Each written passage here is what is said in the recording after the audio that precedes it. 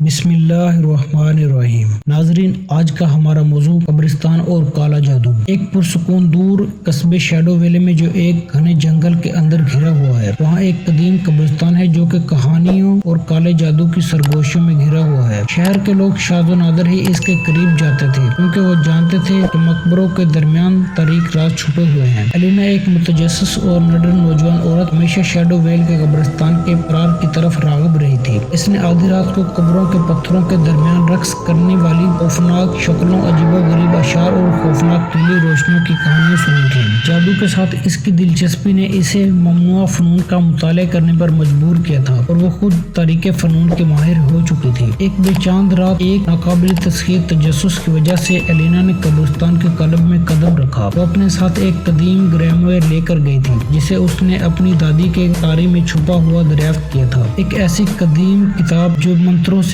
بھری ہوئی تھی جسے اکثر لوگ بھول چکے تھے۔ وہ اس کالے جادو کے بارے میں چائے سے پردہ اٹھانے کے لیے پرعزم تھی جو شیڈو ویلی کے قبرستان سے چمٹا ہوا تھا۔ جیسے ہی الینا قبرستان کی گہرائی میں گھوم رہی تھی، اس نے ایک بدنما موجودگی محسوس کی، جیسے اس کے پاؤں کے نیچے کی زمین طاقت سے گونج رہی ہو۔ چاند کی روشنی قدیم بلوط کے درختوں کی جھرجھری دار شاخوں سے شانتی خوفناک سائے ڈال رہی تھی جو قبروں کے پتھروں کے درمیان تماشائیوں کی طرح رقص کرتے تھے۔ الینا آخرکار ایک موسمی مقبرے پر آئی جو آئیوری میں ڈھکی ہوئی تھی اور عجیب و غریب علامتوں سے مزین تھی۔ اس نے ایک طاقتور جادوگر کی کہانیاں سنی تھیں جو اس کے اندر دفن ہو چکا تھا۔ اس کی بے چین روح ہمیشہ کے لیے زمینی دائرے سے جڑی ہوئی تھی۔ کانپتے ہاتھوں سے اس نے اپنا گریموئر کھولا اور قبر کی روحوں کو پکارتے ہوئے ایک ترانہ پڑھنے لگی۔ اچانک ہوا ٹھنڈی ہو گئی اور ہوا کا ایک جھونکا قبرستان میں آ کر اس کی شمع کو بجھانے لگا۔ اندھیرے سے ایک شکل نکلی، لمبا اور پھٹے ہوئے لباس میں ملبوس۔ یہ جادوگر کی روح تھی۔ اس کی آنکھیں بدمزاجی سے چمک رہی تھیں۔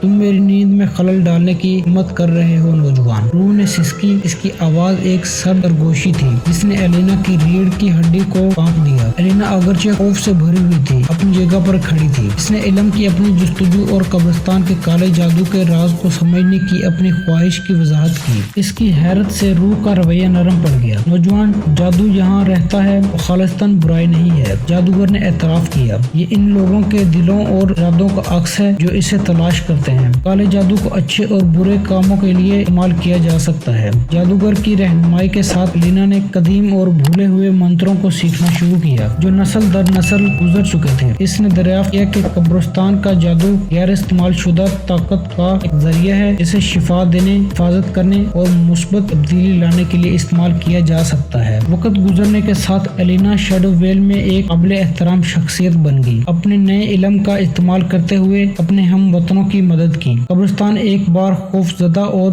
دور رہنے کے بعد سکون اور امید کی جگہ بن گیا، جہاں کالے جادو کے رازوں کو تاریک دنیا میں روشنی لانے کے لیے استعمال کیا جاتا تھا۔ آخر میں الینا نے نہ صرف قبرستان کے اسرار سے پردہ اٹھایا بلکہ اس کے اپنے دل کی حقیقی صلاحیت بھی کھول دی تھی۔ یہ ثابت کر دیا تھا کہ تاریک ترین جگہوں پر بھی روشنی کی ایک جھلک دریافت کرنے کا انتظار کر رہی